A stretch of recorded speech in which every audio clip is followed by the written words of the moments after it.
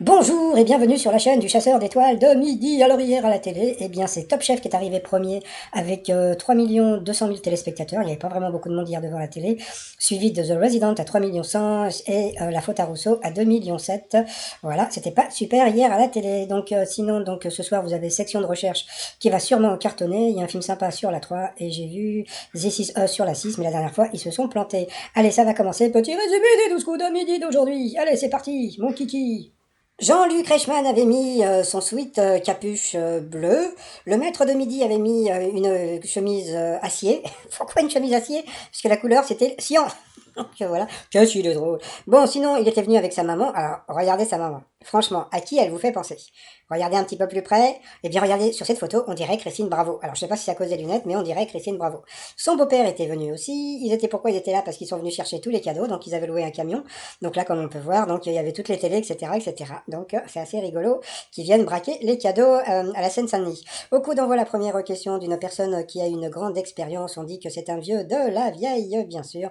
Après, donc, vous aviez la jolie Patricia qui avait un très joli sourire, qui était venue avec Jean-Pierre, son ami. Au Canada, à quoi les élans ne peuvent-ils résister quand ils voient une voiture en plein hiver? Eh bien, c'était se mettre devant. Après vous aviez Pierre, c'était le contraire, bon, c'est pas grave, qui était venu avec Hugo et Samir, ses amis. Alors, à quelle chanteuse doit-on le titre Hey Boy? Eh bien, je crois que c'était Rihanna. Ensuite, vous aviez la très sympathique Rachel, qui était venue avec Estelle, sa cousine. De qui obtient-on des conseils sur Twitter quand on tape le hashtag comment qu'on fait? Eh bien, c'était les pompiers, j'ai un chat dans la gorge.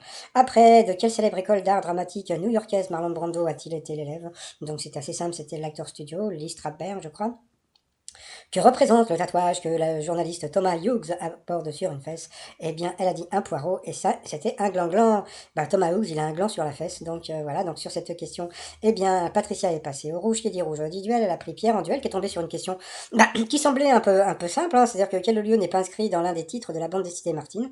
Vous aviez l'avion, la plage, la montgolfière ou la montagne.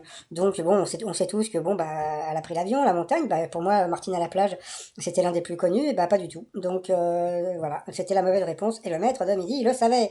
Alors moi, je vous ai trouvé des Martines rigolotes. Donc vous avez Martine a des problèmes avec son masque et Martine confinée et alcoolique. C'est pas moi qui les ai fait, hein, je les ai trouvés sur internet et franchement bravo aux mecs qui ont fait les parodies. Alors ensuite, eh bien Patricia, Bruno et Rachel se sont retrouvés au coup par coup et puis entre temps, eh bien, on a pu voir débarquer Mister Menez. Hein, c'est pas le joueur de foot, hein, c'était Bernard Menez qui était venu parce que sa fille travaille donc avec Jean-Luc Reichmann et puis donc il était venu avec sa femme. Pourquoi? Parce que bon voilà, et donc il est venu faire un petit peu de promo, mais bon faire de la promo en ce moment comme les théâtres sont fermés, donc franchement. Et puis, bon, puis comme il y avait une question, voilà, sur oh, oh, oh, jolie poupée. Donc, puis justement, eh bien, Rachel, sur cette question, est passée à l'orange. Après, ça a été Patricia de passer à l'orange, puis encore Rachel de passer à l'orange, donc au rouge. Qui dit rouge dit duel. Elle a pris donc Patricia en duel, qui là est tombée sur une question beaucoup plus simple. De quel pays Tallinn est-elle la capitale? Donc bien sûr c'était l'Estonie. Donc voilà, donc nous avons perdu la sympathique Rachel. Donc ensuite, eh bien Patricia et Bruno se sont retrouvés en coup fatal. Donc on a pu revoir encore le camion, voilà, qui était en train de charger.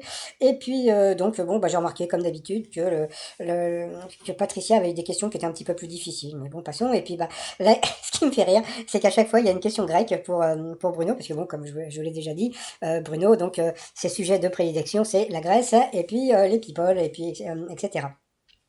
Donc voilà, puis à la fin, donc ben, Bruno a gagné. Mais bon, on va dire que Bruno a gagné, c'est plus parce que Patricia mettait beaucoup de temps à répondre et puis elle se plantait sur des questions beaucoup plus simples. Mais je pense qu'il y a beaucoup de gens, moi le premier, qui se planteraient en coup fatal parce que c'est vrai que c'est pas évident, comment dire, de pouvoir répondre aussi rapidement. Donc bon, bah, à la fin, il a pu faire son petit pas de danse. Par rapport au coup de maître en France, sur quelle liste les jurés d'assises sont-ils tirés au sort? La liste du Père Noël, les listes de commission ou la liste électorale? Donc c'était bien sûr les listes électorales. Donc en fin de compte, d'après ce qu'on voit, si vous ne voulez pas être un jour de juré d'assises, eh bien, il faut pas s'inscrire sur la liste électorale. Quel volatile est une spécialité de la région de Bresse? Donc, le dindon, le poulet, le canard. Donc, bien sûr, c'était le poulet. Donc, jusqu'à là, c'était facile. Quelle fleur est appelée Forget Me Not par nos voisins anglais, soit en français Ne m'oublie pas? Donc, il a dit l'autre. Et puis, en fin de compte, eh bien, c'était le myosotis.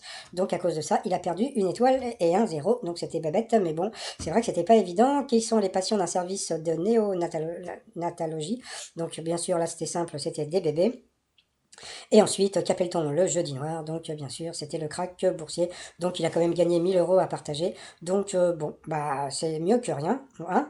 Franchement, hein? 1 000 €, ça lui fait un petit 500 € quand même. Donc, bon. Sinon, par rapport à l'étoile mystérieuse, bah, il n'y a toujours pas de nouvel élément. Donc là, sur la droite, on voit, bah, que je sais pas, on voit la barrière là, comment dire, du pont, mais c'est tout. C'est-à-dire qu'il y a pour l'instant, vous avez que deux éléments. Vous avez donc le pont et l'éléphant. Donc, bon, déjà, avec deux indices, c'est pas évident pour lui de trouver le truc. Donc moi, je vais rester pour l'instant sur Amanda Lear, voilà. Sinon, bah, j'ai eu un message, je crois que c'était hier, avant-hier, que j'ai vu hier. Bah, d'après des rumeurs, Bruno a été éliminé aux enregistrements du 12 février pour des émissions qui seront diffusées fin mars. Donc c'est un message de Fortnite Skin saison 20. Donc voilà. Donc après, on va dire, comme dirait l'autre, c'est à prendre au conditionnel. Donc bah pourquoi pas, parce que bon, comme jusqu'à présent, bah c'est vrai que depuis qu'il n'y a plus de public, eh bien c'est pas évident d'avoir des informations. Les t-shirts du jour, bah le t-shirt de Notorious Big, puisqu'il y a une série sur Netflix qui passe, donc c'est Notorious Big avec un masque que j'ai fait. Donc c'est clair, vous avez le t-shirt Mamie vaccinée. Et pour les fans de Bruno, chasseur d'étoiles de midi, tout ça sur le site trosmignon.com. Et sinon, bah, bravo quand même au Fifou d'agneau, 206 000... Fifou d'agneau, n'importe quoi, Fifou dingo. Donc... 206 780 €, donc voilà. Et puis bah sinon, bah, je donne rendez-vous aux autres personnes pour voir et écouter surtout ma vidéo avec ma voix normale. Allez, je vous souhaite une bonne journée et je vous dis à demain, portez-vous bien et surtout, portez-vous. Allez, bye bye. Allez, c'est parti pour le résumé des 12 coups de midi avec ma voix normale. Bon, bah Jean-Luc Reichmann, toujours à la présentation, le maître de midi, toujours aussi sympathique et souriant. Il était venu avec son beau-père, pardon, et puis sa maman. Ils avaient loué un camion pour venir chercher tous les cadeaux. Au coup d'envoi, sa première question d'une personne qui a une grande expérience, on dit que c'est un vieux de la ville, ou l'autre c'était la vieille. Donc c'était un vieux de la vieille, bien sûr. Après, vous aviez la jolie Patricia qui était venu avec un ami. Alors au Canada, à quoi les élans ne peuvent-ils résister quand ils voient une voiture en plein hiver? Eh bien, c'était les léchés. Après, vous aviez, donc elle est passée à l'orange. Après, donc vous aviez Pierre qui était venu avec Hugo et Samir, ses amis.